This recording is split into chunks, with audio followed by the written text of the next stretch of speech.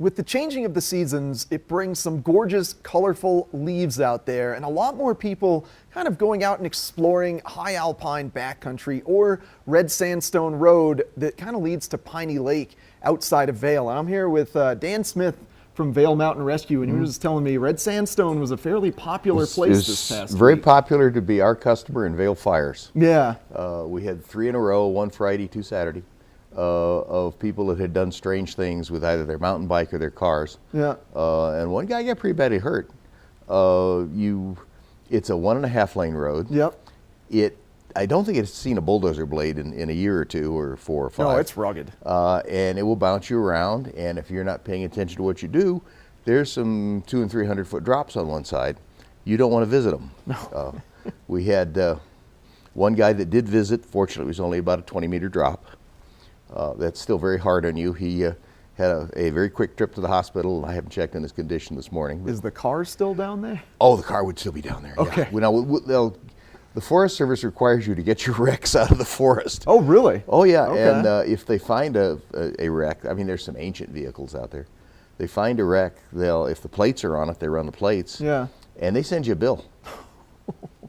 And you know, if the car's worth $30,000 or $40,000, yeah, you're going to go get your car. Yeah. If it's not, and it's one of those things that you found it abandoned by the side of the road, and that's where you're planning to leave it, the Forest Service could have an interesting conversation with you. Oh, I bet that's a bad find. It's a very bad find. And I mean, you don't want wrecks in our forests. No. There's some ancient ones. There's one in Werriman Creek that I think you can still see the top of the dashboard. It's sunk into the ground. It's a Jeep. And you just drive along, and here's a windshield, ground level. Really gets interesting. You never know what you're And there's a couple up on Red and White Mountain. Okay. That are still there. Yeah. And they're just, by the time the Forest Service found them, it was too late trying to get them out. Yeah, You would need a backhoe to dig them out. Sometimes they just become a part of nature. It's part of the landscape. You know, they're all going to deteriorate someday. It's going to be a few days from now. Yeah. Well, if people are getting out into the backcountry, I think something that maybe people don't realize with the changing leaf colors is that they're going to start falling on the ground soon too. Oh yeah. And that's going to cause potential issues for not only where you're at, but also footing. Yeah, if you're hiking on a trail that's covered with leaves and you hit a place where there's a lot of game trails going across, you can wind up on a game trail real easy. Yep. But also if you're going downhill on something that's got leaves on it, and it's even slightly damp, those will go right out from under you and put you down. They're really slick, and you put that on top of what we call ball-bearing gravel around here. Mm-hmm. You can really slide. You can go for a nice ride. Yeah. You probably won't like it, but others watching would say it was a nice ride. As long as everyone's safe, it's kind of funny. But you just have to be more careful. Yeah, exactly. And as with anything, do it cold stone sober. Let's not add that to the mix. But I mean, it's a beautiful country. It has its quirks, and leaves on forest floors are one of them. Yeah. I mean, it's just one of many. Yeah.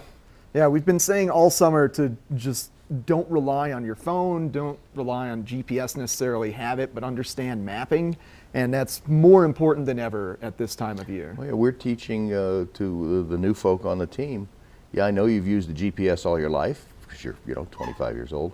Let me show you how this was done before that happened. Mm-hmm. It comes in handy sometimes. Yeah. If you learn how to shoot a resection or a back azimuth, the same thing. Yeah. On a mountaintop, you can find where you are. Yeah. You kind of ought to pick the right mountaintop, the one that's shown on your map. But yeah. Sometimes that can get interesting. Yeah. Two 11,000-foot peaks look exactly alike. Yeah. Unless you're reading the map. It's true. It's true. Well, I appreciate you coming on, Dan. Always helpful tips and really important to remember, especially this time of year.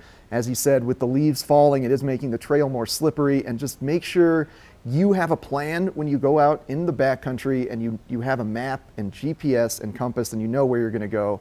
We don't need anybody getting lost out there. Stay safe while you're hiking. All right, coming up next, we've got Ashley with another weather report.